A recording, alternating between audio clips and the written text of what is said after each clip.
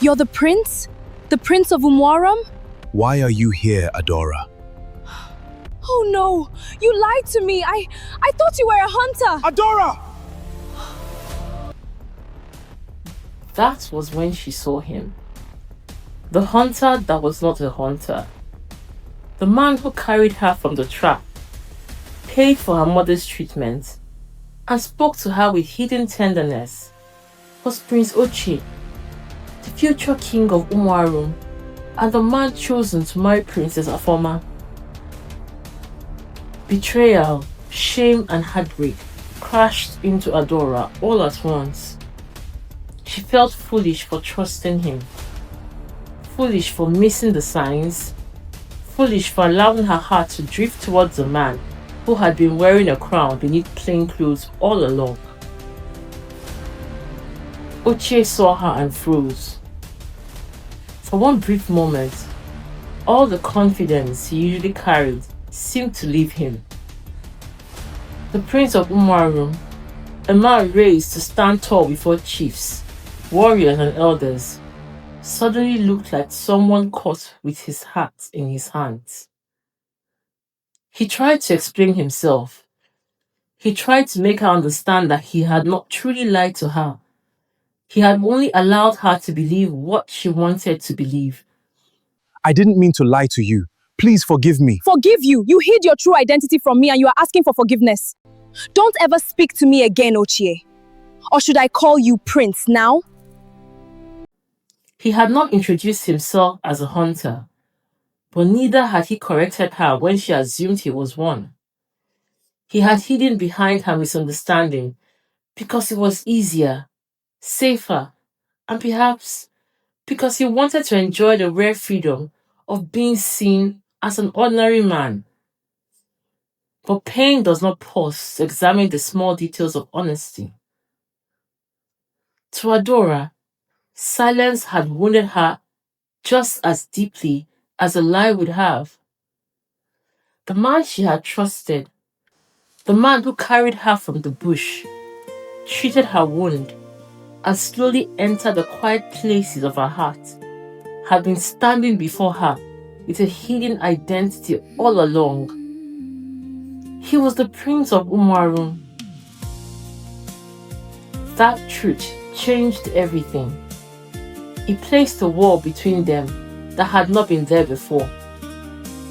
Every memory she had of him suddenly felt different. Every kind word, every gentle look, every careful touch now carried the weight of what he had kept from her. Adaora felt foolish for opening her heart to a man whose world was far above hers. She felt betrayed by his silence and embarrassed by her own innocence. Worse still, Ochie was not leaving anytime soon. He was to remain in Ezewane village, staying in the royal palace for a few months before returning to Umwarum. That meant distance would not save her. Avoidance would not be easy. The palace paths, the compound, the stream, the corridors where servants moved quietly with lowered eyes. All of them now felt like places where she might run into him. Seeing Adaora every day became inevitable. And with every meeting, every stolen glance, every pause that held words neither of them could say, the ache between them grew more complicated. Adaora tried to harden her heart, but the heart is not clay one can simply remove by force. Ochie's presence reminded her of the man who had saved her before she knew he wore royalty like a second skin. And Ochie, for all his title and power, could do nothing but watch the hurt he had caused settle between them like a river neither of them knew how to cross. Afoma made matters worse. Even though she didn't like the idea of being married to Prince Ochie, she loved to be the center of attention, and when she saw the way the Prince Ochie looked at Adaora, Envy and rage crept in. She slapped Adaora, humiliated her, and called her a common slave. Ekemma joined the attack, angry that a maid had almost ruined her daughter's royal moment. Adaora swallowed the humiliation because she had no power there, but Prince Ochie saw enough to be troubled. Around them, the elders murmured. Princess Afoma was behaving more unbridled before the chiefs and elders of the village. She had not greeted properly, she had insulted her maid in front of visitors, she had shown no warmth toward the prince. The chiefs began to fear that the jewel Obiora worshipped had been cut with pride instead of wisdom.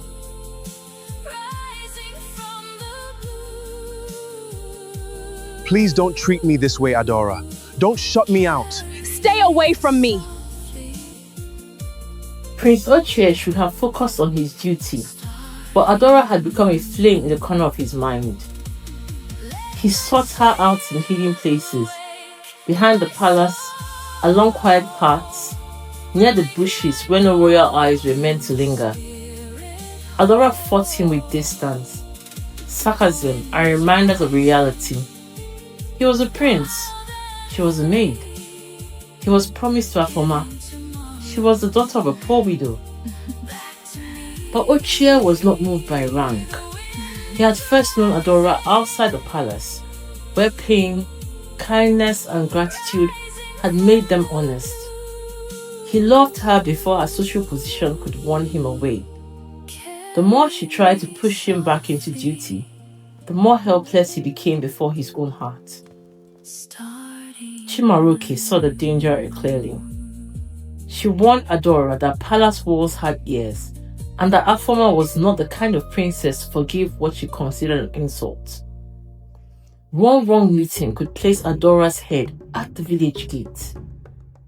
Adaora knew this, but love is not a goat that can be tied to a tree and expected to stay quiet.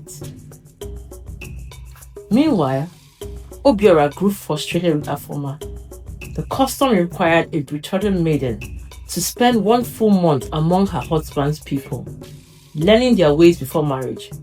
You must marry Prince Ochie. We must unite our kingdoms through marriage. That's never going to happen. Come back here. But Afoma refused outright.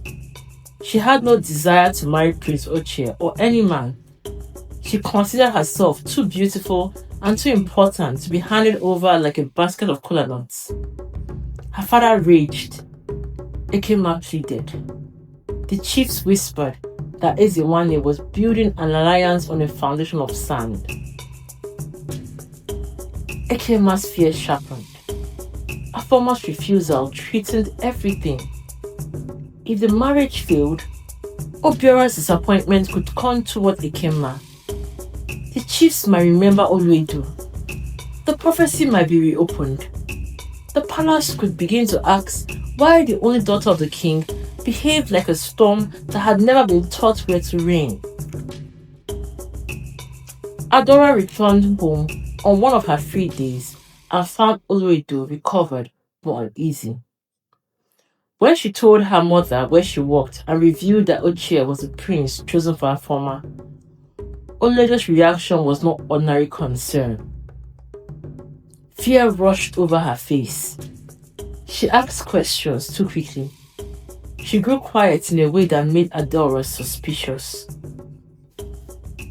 Oluedo knew the danger her daughter did not. The palace was not merely a place of service.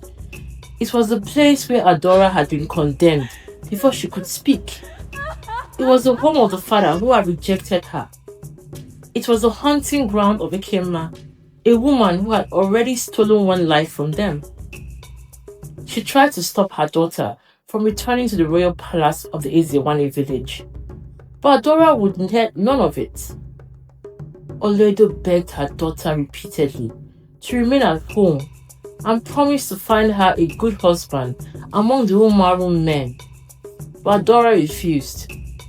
She knew she couldn't have Prince Obiora because no prince marries an ordinary woman, but she wanted to continue to serve as a maid at the palace at Adaeze village.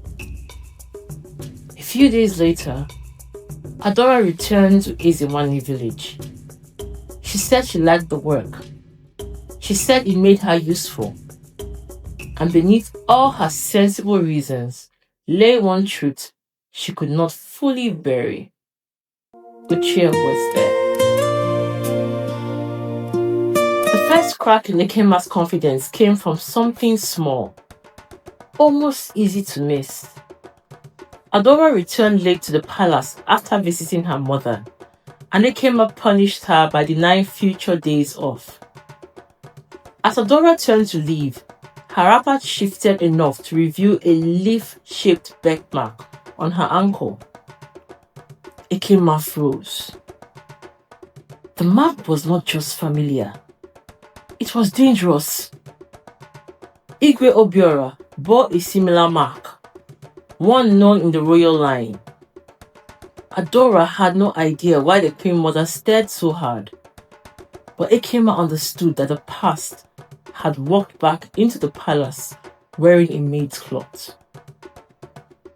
That night, Ekemma's mind became a den of snakes. Oluedo and her child was supposed to be dead. She remembered the orders she had given, the reports she had believed, the certainty with which she had built her life. Yet the maid from Umarum had the royal mark. But still, she carried a resemblance that could not be explained away if too many people looked closely. Adaora, meanwhile, began to sense danger without understanding its name. Nightmares followed her. In one terrifying dream, she ran through the bush while a figure with a dagger pursued her. When the figure stepped into the moonlight, it was Ekemma. The dream left a cold hand around her heart. Soon after, Ekemma set an errand that smelled of death. It came dressed as something ordinary, the kind of small palace duty no one would question. A message to be delivered, a path to be taken. A task that looked harmless on the surface, but carried something rotten underneath. Adaora was supposed to go, and because she was only a maid, no one expected her to refuse. But before she could leave, Ochie offered to take her place. It was a simple gesture, the kind servants made for one another in a house where exhaustion was shared like food. Although she had no reason to suspect danger, she only saw an errand and a fellow maid who had already endured too much, so she went instead. By evening, Ochie had not returned. At first, the palace treated it like a delay. Perhaps she had stopped on the road. Perhaps she had gone to see someone. Perhaps she had taken a longer path back. But as the sun disappeared and night swallowed the village roads, those gentle excuses began to collapse, one after another. The palace searched. Servants whispered in corners. Guards were sent out. Her name moved from mouth to mouth, first with irritation, then with worry, then with fear. By the time noon rose, everyone knew something was wrong. Ochie had disappeared. The next morning, Adaora stepped into the courtyard alive, carrying herself with the same quiet sadness that had become familiar in the palace. She knew something terrible had happened, but she did not yet understand how close death had passed beside her. Ekemma saw her and froze. For a heartbeat, her face lost all its royal composure. She stared at Adaora, as though the girl had risen from a grave that had been dug carefully for her. She was shocked. Then she realized that fate had refused to obey her plan. Adaora noticed the look, and though she could not fully explain it, something cold moved through her spirit. Ekemma was not looking at her like a mistress surprised to see a servant safe. She was looking at her like a ghost had returned to sweep the courtyard. And in that moment, without a word being spoken, Adaora began to understand that Ochie's disappearance had not been an accident. The errand had not been innocent, and someone in the palace had meant for her to be the one who never came back. Ekemma's fear turned violent. She tried to send Adaora away, accusing her of having a hidden mission in the palace. But Afoma, in one of her unpredictable turns, refused to let Adaora go. The princess did not like being denied what she considered hers, even if that thing was a maid. Ekemma could not openly push harder without exposing her panic. The King Obiora himself noticed Adaora. A small accident caused him to see the birthmark on her leg. He called her back and looked carefully. For a moment, the proud king was no longer certain of the world he had built. The mark, the face, the echo of his late mother in Adaora's features, all struck him like a buried memory trying to breathe. Ekemma saw that look and dragged Adaora away with fury disguised as discipline. She accused the girl of shamelessness and warned her out of the palace. But the truth had already lifted its head. It was no longer sleeping. It was watching. Adaora's heart had become a battleground. Ochie loved her, and she loved him. But everything around them insisted that love was not enough. His father, the King of Umuaru, expected him to marry Afoma. King Obiora expected the union to secure 2 kingdoms. Ekemma expected the marriage to seal her daughter's future. Adaora expected pain. Ochie begged her to wait for him. He believed there had to be a way to escape the marriage without destroying her. Besides, Afoma wasn't willing to marry him. Adaora, more practical because she had more to lose, refused to build her life on a prince's hope. If he defied his father, her poor mother would suffer. If he chose her openly, the palace would crush him before the first celebration drum could sound.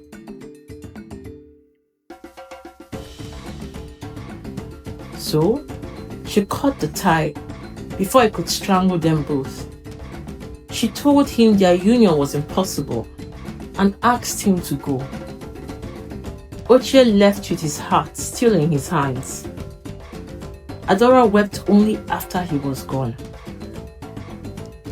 She took 2 weeks off to return, and while at home, Olodo watched the sorrow consume her daughter. She saw Adaora refusing food, moving like someone whose spirit had been left behind in another village. The secret she had carried for 18 years pressed against her chest. She wanted to tell Adaora the truth, but fear held her tongue. Telling the truth would not simply change Adaora's identity.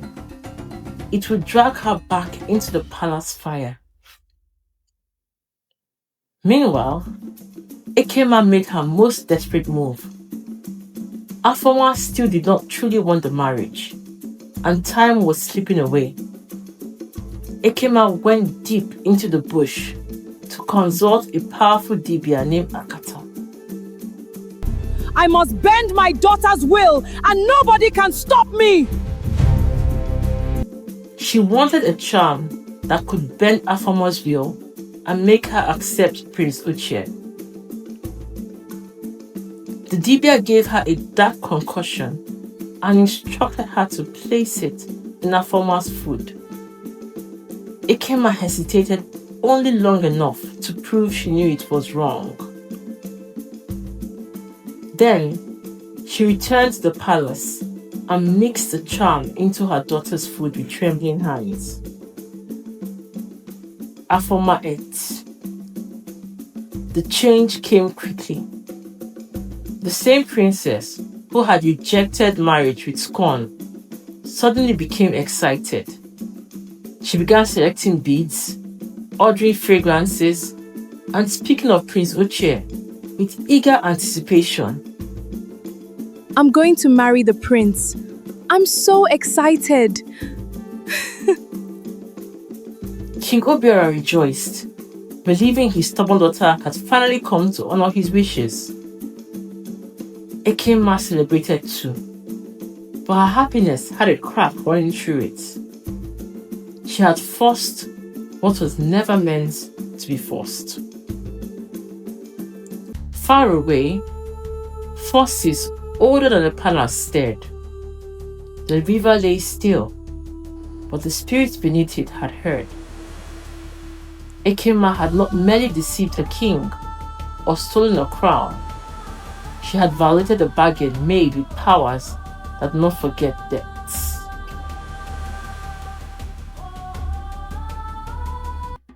On the day before the ceremony, Olodo did what fear had stopped her from doing for years. She returned to Ezewanne and stood inside the palace that had once belonged to her. Ekemma saw her and nearly shattered from shock.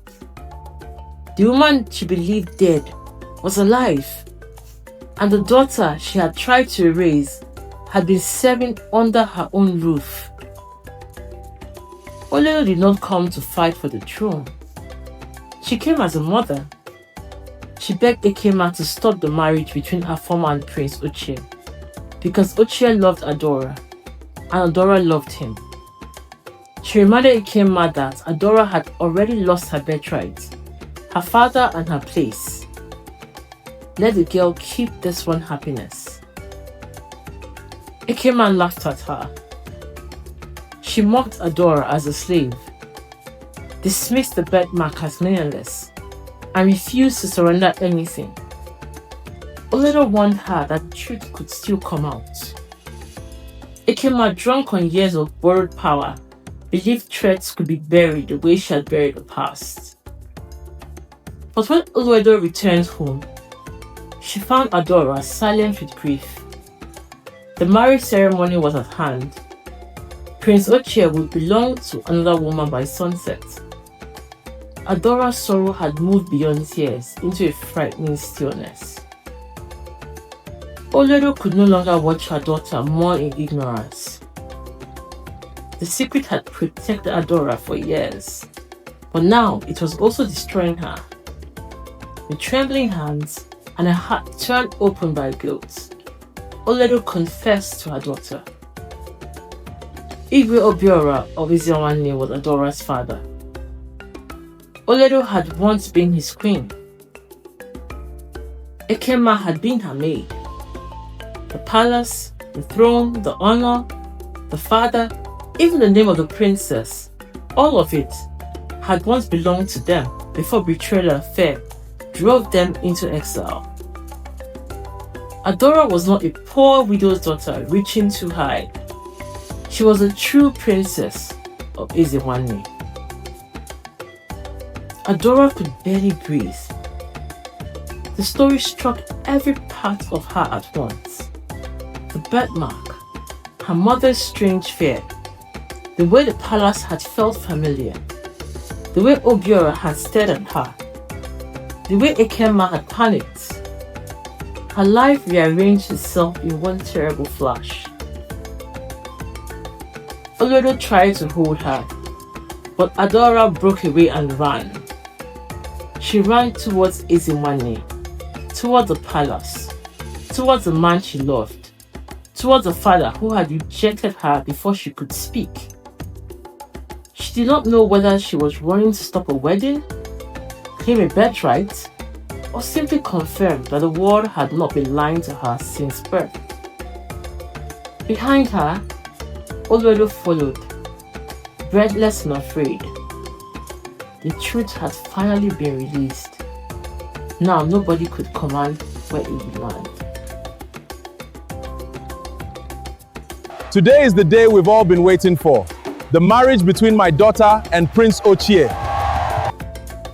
Ezewale dressed itself for celebration. The palace glowed with color, beads, oil lamps, drums, and the heavy pride of two kingdoms gathering under one roof. Chiefs from Ezewale sat beside elders from Umuaru. King Obiora wore the satisfaction of a father whose plans had finally come together. Prince Ochie's father watched with royal dignity, believing his son was about to join two houses in honor. Only Prince Ochie stood like a man being led to sacrifice. His body was present, but his heart had gone elsewhere. Sochima watched him with helpless sympathy. Everyone else saw a groom. Sochima saw a friend drowning quietly in duty. Afoma entered radiant and changed. The charm her mother Ekemma had put in her food had done what persuasion could not. She moved towards Prince Ochie with excitement, dressed in finery, praised as the jewel of Ezewale village. Ekemma stood beside her, proud yet restless, her eyes constantly searching the door. Somewhere in her spirit, she knew Oledo's warning had not ended with words. Chifoku called the people to witness the union. The crowd answered with thunderous approval. Obiora presented Afoma as his beloved daughter, the pride of his heart. The representative from Umuaru asked Prince Ochie to behold his bride. Every eye turned to him. Ochie lifted his gaze. He saw the woman he was expected to marry, and somewhere beyond the walls, he felt the absence of the woman he loved. Duty pressed on him like a hand at the back of his neck. He hesitated, but tradition moved faster than heartbreak. Afoma stepped forward to greet him. Then the sky cracked. Thunder tore through the ceremony. The earth trembled beneath the palace. Walls shook. People screamed. The drums died mid-beat. Beads rattled. Dust fell from carved beams. The celebration scattered into panic, as if the land itself had rejected the union. Outside the palace gates, Adaora arrived, Olodo behind her. She feared she was too late. The tremor threw them to the ground, and in that violent moment, Adaora understood that something bigger than human truth had entered the matter. Inside the throne room, the shaking stopped as suddenly as it began. The people stood frozen in the dust, breathing fear.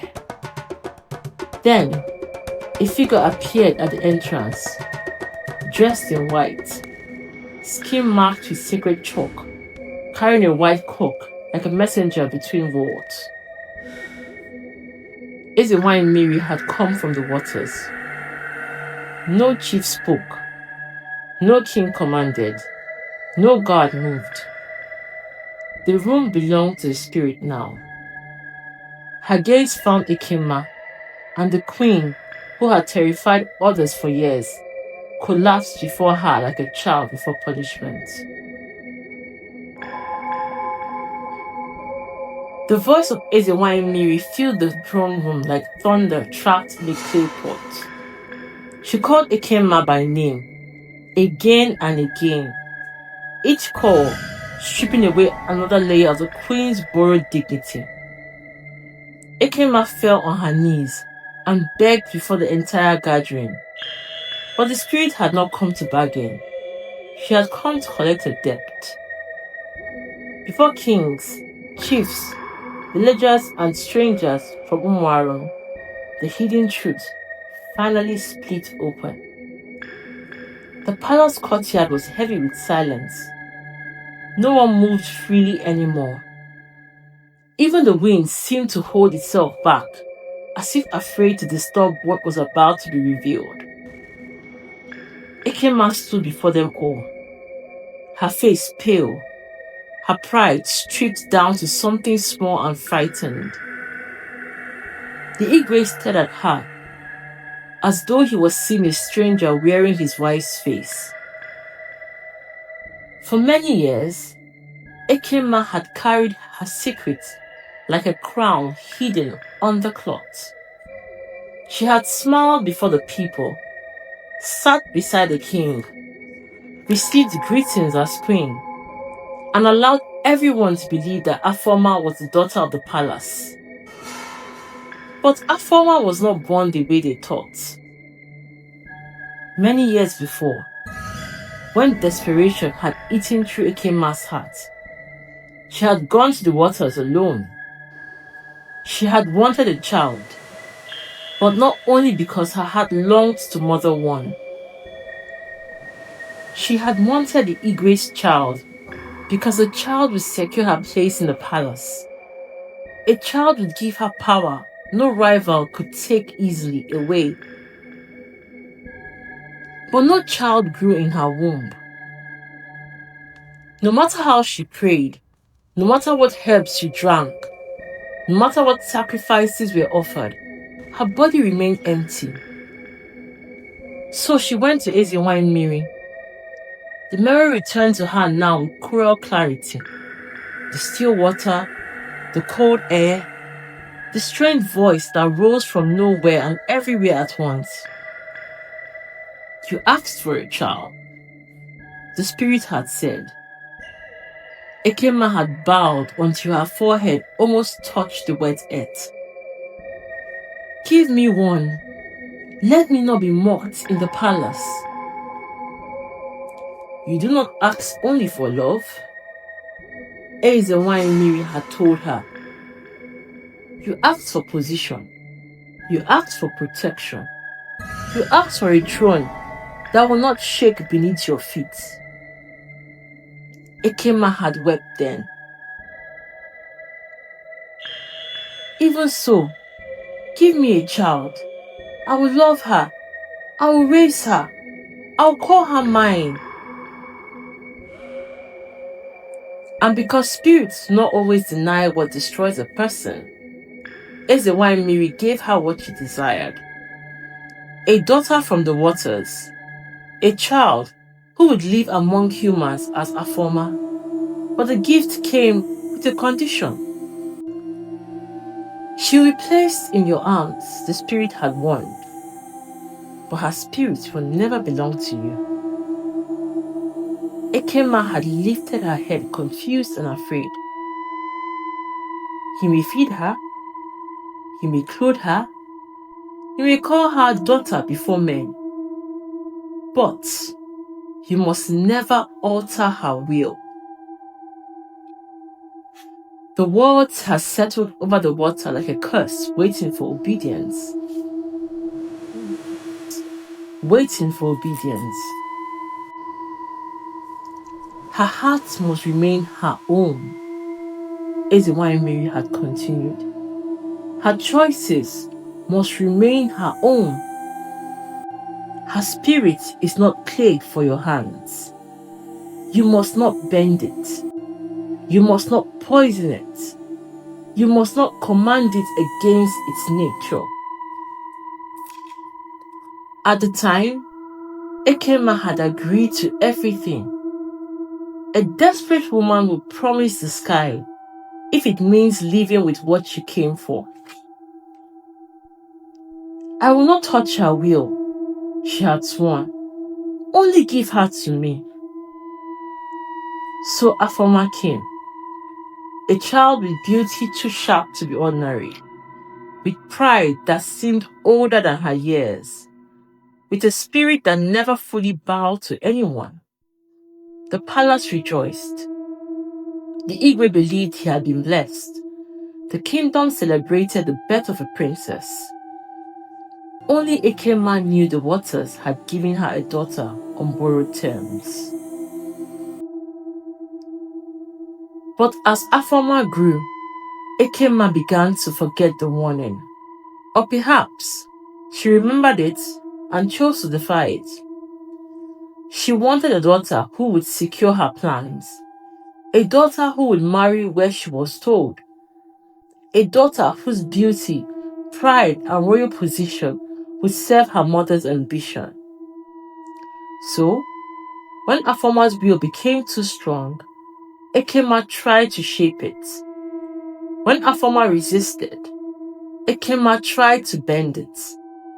And when the girl's heart began to move in directions Ekemma did not approve, Ekemma did the one thing she had been forbidden to do.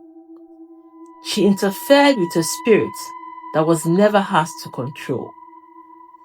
Now, standing before the whole kingdom, Ekemma could not hide from the weight of what she had done.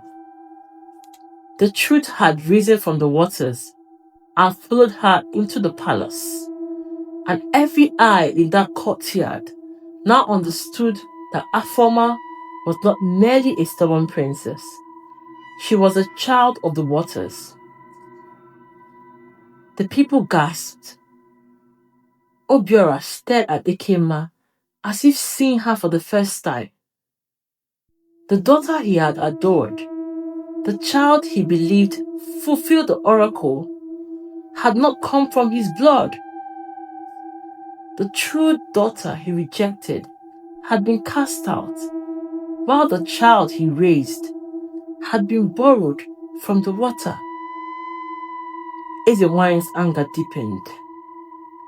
Ekemma had not only stolen Oledo's place and driven the true princess into exile, she had also violated the spirit's condition by feeding Afoma the charm to force her into marrying Prince Ochie. She had defiled the girl's will. She had reached into what belonged to the water and tried to twist it for her own ambition. The spirit threw the white cock at Ekemma's feet. The bird cried once and died. That was the final sign. The depth had matured. Then Ezewan turned to Afoma and called her daughter home. Afoma's face emptied. The proud princess, the jewel of Ezewane, the girl raised to believe the world bowed to her beauty, rose without resistance. Ekemma screamed, begged, crawled, and clutched at the air, calling herself Afoma's mother. But Afoma did not look back. She walked to Ezewane as if guided by a current no human hand could stop. In a blink, the spirit and Afoma vanished. Ekemma's scream tore through the palace. The crowd scattered. Chiefs fled. Guards abandoned order. Even King Obiora, stripped of royal composure, ran from the throne room. The wedding had become a judgment. The crown Ekemma stole had demanded payment, and the prize was a daughter she had sacrificed everything to possess. The palace, once full of songs, now held only dust, terror, and the sound of a mother's punishment echoing against stone. After the terror of Ezewane's visitation, nothing in Ezewane could remain as it had been. The lies that supported the palace had collapsed in front of everyone. Ekemma could no longer hide behind title, motherhood, or the Igwe's favor. Afoma was gone. The spirit had exposed the bargain, and the living proof of Obiora's true blood stood in the village, breathing the air of the home that once rejected her. Olodo and Adaora were brought back to the palace, not as beggars, not as intruders, not as women begging for pity, but as the people Ezewane had wronged. The same walls that had watched Olodo drag out at night now watched her return in royal attire. The same throne that denied Adaora now had to behold her as a true princess. King Obiora was no longer the proud king, who once spoke coldly over a crying woman and her newborn. Grief, shame, and revelation had humbled him. He asked Olodo for forgiveness, admitting that his eyes had been open but useless. He had loved wrongly, trusted foolishly, and allowed fear of prophecy to make him cruel. Then he turned to Adaora. For the first time, he called her his child without denial or suspicion. He acknowledged that she had grown without the love, honor, and protection that should have been hers. The years could not be returned. Childhood could not be restored. No apology could erase nights of poverty, questions, or tears. But the truth had finally given Adaora a name no one could take from her again. Olodo's pain did not vanish simply because the palace bowed. A woman who has been wounded for 18 years does not become whole because the offender has learned to cry. Yet, she understood that bitterness would chain her to the past. She accepted restoration, not as a favor from Obiora, but as justice that had arrived late. Adaora stood between two worlds, the hut that raised her and the palace that owed her. She had the heart of a storyteller, the humility of a girl who knew hunger, and the blood of a royal house that had nearly erased her. That combination made her more worthy of the crown than all the years of palace grooming could have made Afoma. As for Ekemma, her punishment did not come with chains or spears. It came through the emptiness of her own hands. She wandered through Ezewane, calling Afoma's name, her royal robes turned to rags, her mind broken by the loss she had invited. The people who once feared her now watched with pity and dread. Ambition had given her a throne for a season, then taken her child, her sanity, and her name. With the truth restored, the marriage that had nearly become a curse was remade into a blessing. Prince Ochie no longer had to stand like a sacrifice before a bride chosen by politics and poison. Adaora no longer had to love from the shadows like a maid reaching for forbidden sunlight.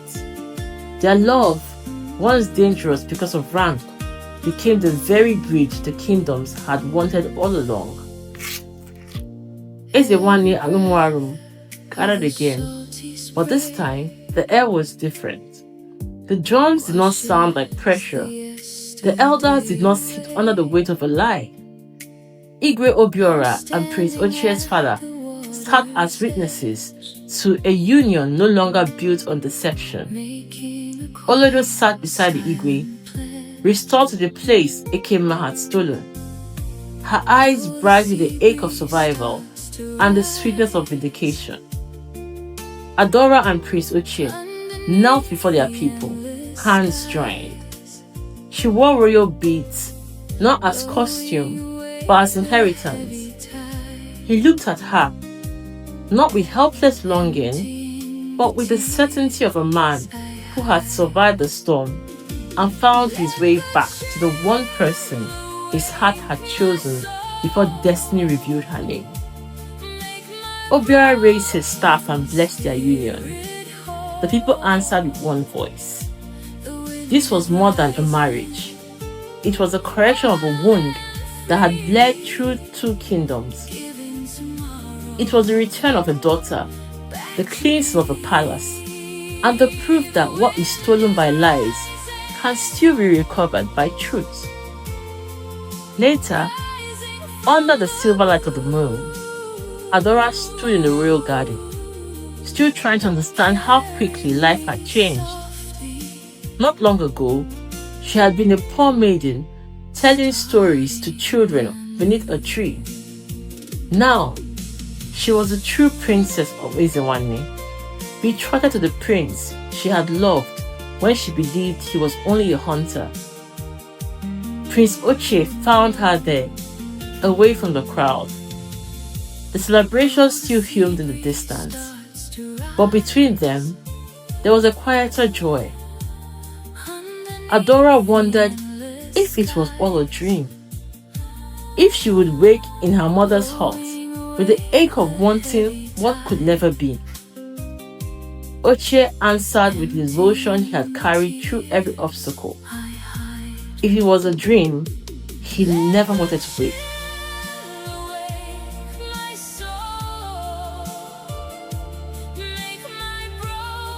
Finally, Finally. this was meant to be. Our love was already written in the stars. I love you, my princess. I love you, my beloved. Their love had survived class, secrecy, exile, prophecy, spiritual judgment, and a wedding interrupted by thunder. Around them, fireflies moved like tiny lamps in the dark, and the garden breathed with peace. The stolen diadem had returned to its rightful head. Oledo's tears had become testimony. Ekemma's ambition had become warning. Afoma had returned to the waters from which she came. And Adaora, the child cast out under a death sentence, stood at the center of the kingdom as proof that destiny may be delayed, buried, mocked, and haunted, but it does not forget its way home. And that brings us to the end of The Maid Who Stole the Queen's Crown. We truly hope you loved and enjoyed the story. May remind us that envy can make a person reach for what was never meant for them. But what is stolen will never bring true peace. A crown may sit beautifully on the head, but if the heart beneath it is full of greed and wickedness, that crown becomes a burden instead of honor. So, wherever you go, choose contentment, choose kindness, choose patience. What belongs to you will not pass you by, and what is not yours will never truly satisfy you. Thank you so much for watching. If this story touched you, please like, share, and subscribe to this channel. Share it with your friends, your family, and everyone who loves a good story with a powerful lesson. And please don't forget to leave us a comment. We love hearing from you. God bless you and see you in the next story.